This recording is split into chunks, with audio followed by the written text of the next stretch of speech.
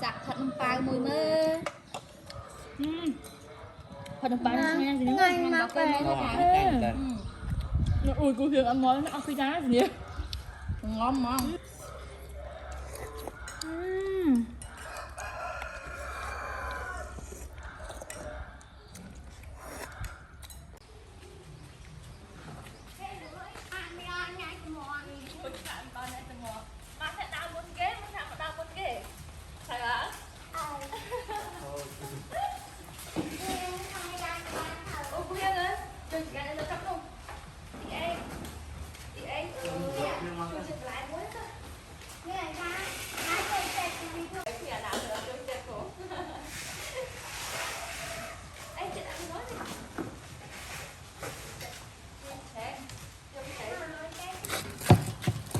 đã chơi chuyện thật thì ác á Châu chơi cô châu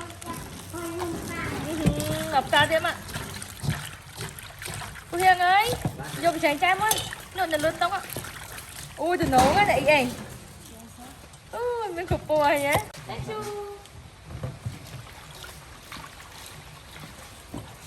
ui từ nấu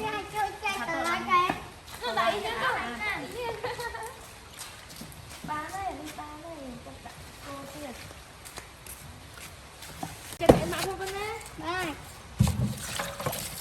okay one more ui từ nấu ra từ miếng mặc chạy lắm mà ok ui từ cô từ nấu ra từ miếng ôi Dạ ơi, đi tặng cho cháu mắt cái con nè. Đi tặng cho cháu. Mình vô. Mình vô cho tặng cháu ấy nè. Vô cho tặng cháu cho bó y cô dùng được muốn. Sao ạ? Ôi trời nổ ngá thì nghiêng ôi nè. Nè mà bà anh cho cây khoai ngay vậy. Anh cho cây khoai ngay vậy. Cho chết. Ôi bữa kia ó làm xóa xóa nhiều quá.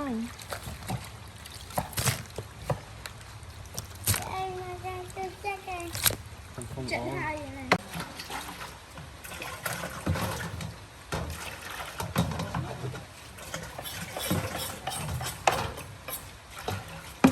Nghe Cha vào. Ui là của ấp. Ui giá mềm mềm một đông tón lên nè. Lấy xẻo lá cái thôn tôi mua. Cô Hiền ơi bán chổi nè.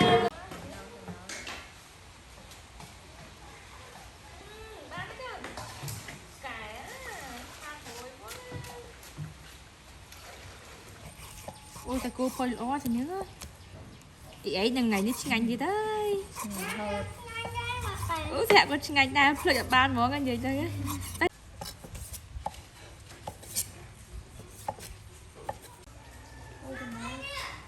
ôi ok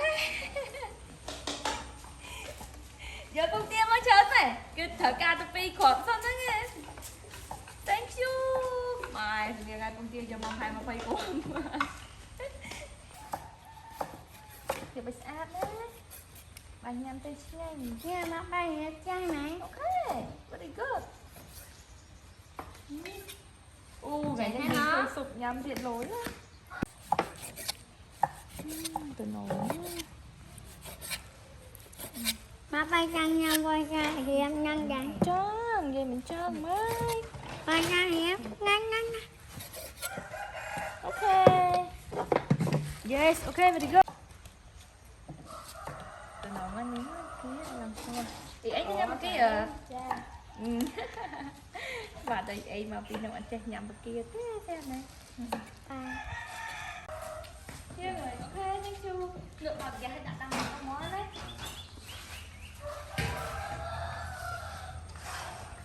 em thì chưa đã tăng lương em rồi bánh nào nó tăng các em thì anh tăng nó đậm mang lít mang nhắn phun lít chạy ok Nó gì?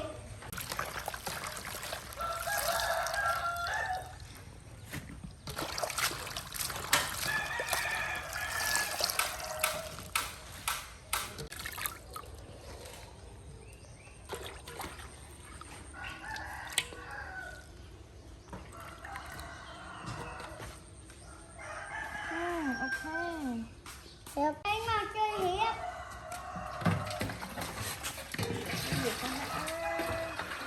Ui đừng nói ra bởi kia kìa phong nè. Bởi kia kìa phong. Ui làm biết đấy nè.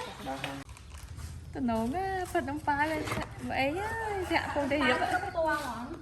Tụi nó ngá Phật ông chừng nha sự ngưỡng ơi. Ý anh với nhá có trò chật đấy. Chắc bạn lọc nhắm mà mình đợi vậy hơi lòng xa tí đó. Vậy tới ở giờ hiệp xa tới nhắm tầng trên một xin đang ngay trái. Bơ hiệp ai hát nha mày.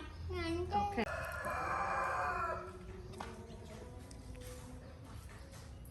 Nhưng con nói là người ta sẽ con nơi trời kìa. Đây điên. Cười chăm bà đây. Vậy là chị đã như vậy đây. Cười chăm bà đây. Nè mồm mồm nhắm tí ấy đừng cho đó. Ta nhâm trời. Anh có nói nhâm trời. Anh ơi, cô hai thì đang. Cô hai cha. Ôi, cô hai. Em vô hãy chạy thôi. Nên tôi chặt bắt thấy món này thấy. Vô phải sẽ sân. Ui, ngồi nha, phường với lòng ngồi mong muốn á. Bà nó. Ngồi. Thế rồi, chàng xong bệnh với mà nha. Tôi nói với em ơi. Đã thật ông món ấy. Ồ, kìa dương tròn sầu hết thì nhớ. Nè, kìa giá nè, kìa năng bồn nó lên má. Không nhận ra các khối đó. Thứ nhất đã đi bao tầm món Các khối mày ơi. đã thắt món trái. Ok. Nè các khối mày ơi. Ok, xem chu, cô hiên cho chính em. Đã thôi. Đã đi tê kia. Be careful. Không, kia. Em be careful. Thế nè. Bán nó sợ đâu. Ok, bán này chém tục. Than đi chết. Than ngăn khôi. Than tăng khói. Khôi. Đây, cái khả đi trộm lẹ cái nại đến chru. Chru mà hay bà đấy, ai còn chẳng đá. Rồi ba cái đó. Ba tinh. Mà ba ai rồi? Các khối. Ô mà ba lắm. Ngồi. Cô quỳ tới đi, cô ha. Càng vô chạy phải nông tay. Thì niêu mà. Nhầm lên. Mà càng vô chạy ngủ. Tình nôn cái tên món á Nè càng vô chạy nè. Can rú. Sợ thử tràn tiệt. Chạy nhà mày thôi em, thật tờ cua. Và hai càng tay năng hai nông tay năng chắc đó năng kia. Ôi da, ok. Còn một hộp kế nè. Nông bò mùi. À, ý nhá, giờ này có. Con này. Mà chan đẹp. Tay ê. Anh ăn cặp gì? Thì em vô ấy vô kia. Vô ấy cái này. Tàu hũ. Yeah. Nông pai. Thịt cô. Cục cô ăn. Nắng hát. Đó. Chị em. Ý niếng đôi tập lại ỏi ba này. Đã sạch con không nào. Sách không ai cồn. Sạch cho ấy cồn. Nhưng mà rong trắng là clean đấy này. Liên là hốt đấy. Dạ. Đồng po. Gì vậy? Làm như trời ơi. Chưa tâm đồng po nè. Khi thầy ca tạch ở tạch vâng. Tạch xanh cho anh trai của bạn này. Ôi trời nấu quá. Vì kia Ôi, cô ơi. thiệt chá. Đây cha. Đang không biết con, không biết á. Ôi trời nấu nghe. Lý, mang bơi ly cho bồi nhân đặt tao hưởng tiệc sân. Ôi chứ ngồi hết nè. Nhầm chân lặng đi món. Là nhau thì nhớ quá. Nha trai. Nào rồi để cho xong môi mở kia. Nhưng mà nhớ chưa? Cái áo rồi bỏ thì nhắn.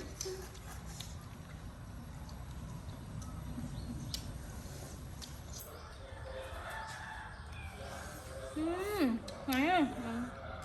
Tập xúc cái lần rất là xanh ha. Vậy. Ngon. Hiếng. Dạ thử mỡ đó. Thơ. Mình thử mấy bà làm cơm mới thì nhớ. Mấy sống chan môi thì đẹp đã. Có hấp tiết á. Cái đại rồi nhỏ toàn à.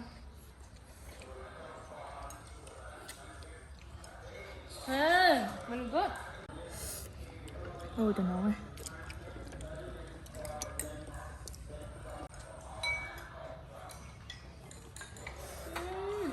Ôi thôi.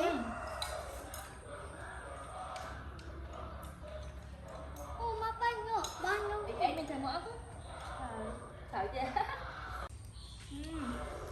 Củ khiêm ẩm chả bạn lớn. nên nên nó mà trắng ngay mặt Bạn bạn. hả? Ok, ngày coi cho bạn kia nhắm thì bạn khen cho nè. Và Ôi. Nhắm nó hay bạn đi trâu bỏ trâu cho con mồi. Ôi nghe.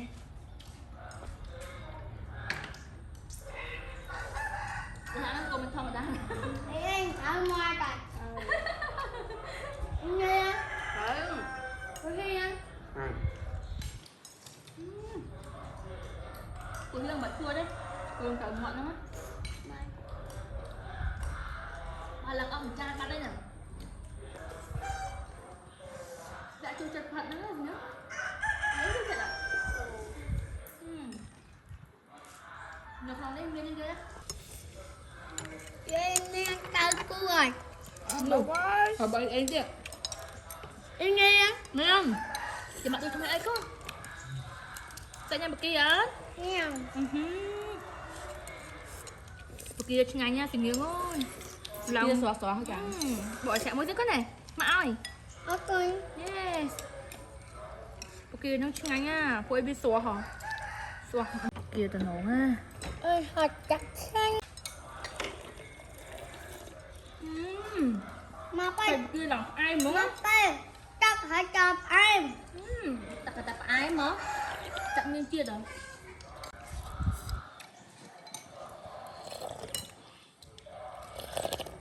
Ôi tao nổ à.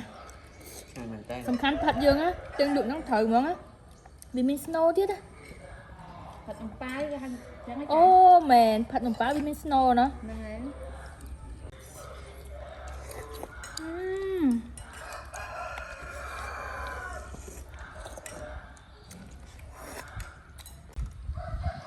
សាក់ផាត់នំប៉ាយមួយមើលផាត់នំប៉ាយឆ្ងាញ់ជាងហ្នឹងដល់ពេលមក Ngon ចា hả? Cay người ta. នោះអ៊ុយគូហៀងអត់មកណាអស់ពីចាននេះងំហ្មងងំមកមកទេអស់ពីចានហើយ À pizza này tôi hiểu. អត់ងាត់មួយម៉ាត់សោះលេចtôi đã mừng em tới thôi đấy nha mà bên nhầm tới họ làm thôi đấy Xem ta. Anh không tôi vai sinh này về đâu cái ai vai